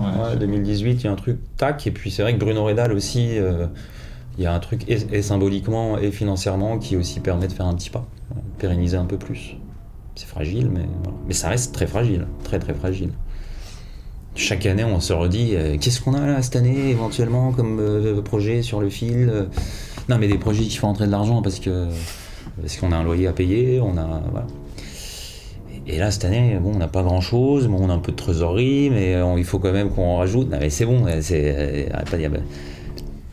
j'ai rien dit, là, je profite qu'il n'y ait pas d'image pour rigoler un peu intérieurement. Non, mais c'est ça, quoi. C'est un peu de sous, tu fais rentrer un peu de film, tu dis ça devrait permettre de tenir, mais c'est très... très... Moi, je pense qu'il faut qu'on raconte aux auditeurs notre déclaration de TVA du prochain trimestre aussi. Non, je rigole, mais bien évidemment, on vit chichement, et c'est compliqué parce que c'est vrai que c'est aussi les typologies des films qu'on fait qui font que c'est aussi ce cas-là, tu vois, tu ferais des films... qui serait destiné à un public plus large ou machin, ça changerait aussi mécaniquement le statut de la boîte des films. Donc c'est cohérent. Puis un autre problème, c'est que quand on a, disons, tel montant pour faire un film, et que, en fait, un producteur qui n'est que producteur, on va dire, je sais pas, je dis sur 50 000 euros, la structure va provisionner 5 000 euros, c'est comme ça. Sauf que s'il manque 5 000 euros pour faire le film, il s'en fout. Il va dire, vous vous démerdez avec ce qui est disponible. Je caricature. Et du coup, ça permet de pérenniser son entreprise aussi, ce qui est un impératif, quoi. Parce que sinon, elle disparaît, cette entreprise, et puis les films qu'elle permet d'exister vont peut-être plus exister. Nous, le problème, c'est que si on dit, il manque 5 000 euros pour finir mon film, on va se dire, tu sais quoi, on va pas les provisionner, on va les mettre dans le film, parce qu'on a ce petit truc en nous qui est les films avant tout, le projet du réalisateur avant tout, enfin... Et voilà, encore une fois, c'est ce conflit producteur-réalisateur qui des fois... Mais qu'on gère un peu mieux aujourd'hui, parce qu'on a compris aussi que pour pouvoir être un petit peu plus serein sur le long terme, il fallait qu'on apprenne aussi par moment à dire « stop, on s'arrête là », de manière raisonnable. Mais... De fait, si ça avait été le cas sur tous les films, Stank n'existerait plus.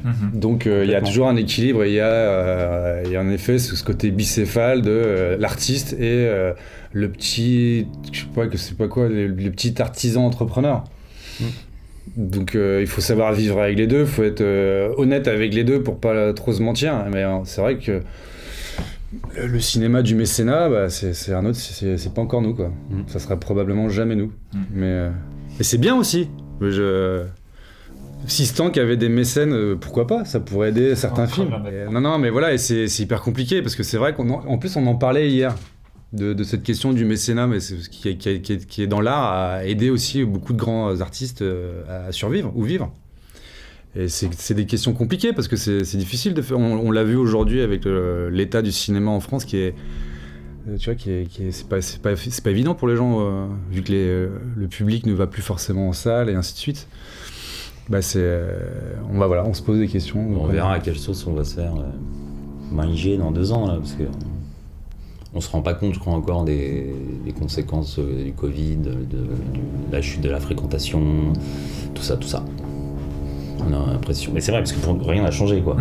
Rien n'a changé au niveau des enveloppes CNC ou à peine, ou du moins c'est vraiment tellement mineur qu'on le sent pas, mais tout roule comme si de rien n'était. Sauf qu'on sait très bien qu'il y a moins de thunes dans les caisses et que ça va se sentir, je sais pas, ou cette année ou l'année prochaine, dans 2 ans. Peut-être pas, hein, peut-être qu'ils ont trouvé des solutions, mais je doute fort qu'il y ait pas ça impacte pas un endroit, et comment, aucune idée. Là on parle de la salle, après il faut voir avec les histoires de plateformes et tout ça, c'est encore un autre problème dans l'économie, c'est assez vaste, mais est-ce que les gens vont retourner au cinéma ? Pour l'instant, non, pas vraiment. Ils vont tous voir Spider-Man, en tout cas. Ça, il y a une espèce de... Non, tout le monde s'est passé le mot. Oui, t'as Spider-Man, mais t'as aussi, on en parlait hier, First Cow de Kelly Reichardt, c'est 100 000 entrées, quoi. C'est assez ouf, quoi. On parlait aussi de La Panthère des Neiges, dont on a reçu la réalisatrice Marie Amiguet, qui... Tout à fait, 300 000 entrées, c'est très beau. Ouais. Un beau score. Ou 3 semaines. Waouh. 3 semaines. Wow. Ça sera a priori pas le cas pour Bruno Redal, mais on espère qu'il rencontrera son public. Et quels sont justement vos nouveaux projets pour cette année ? Prochain chantier Vous visuel ? l'avez dit, il y a Walou. Il y a rien. Nada. Tant que ça s'arrête. Voilà. En fait, voilà, c'était la chute. Pour l'anniversaire. Le concert des Beatles sur le toit là. Non, moi je tourne un moyen métrage au Liban. Et il y a un documentaire de Guillermo Quintero qui avait fait Homo Botanicus il y a quelques années. Et là, il est en fin de montage. Fin de montage, Rio Rojo. Un documentaire autour d'une rivière rouge dans les forêts amazoniennes colombiennes. Oh. Qu'est-ce qu'il y a d'autre Après, il y a beaucoup de projets en développement. C'est-à-dire au début de leur vie. Au début d'écriture. Début d'écriture.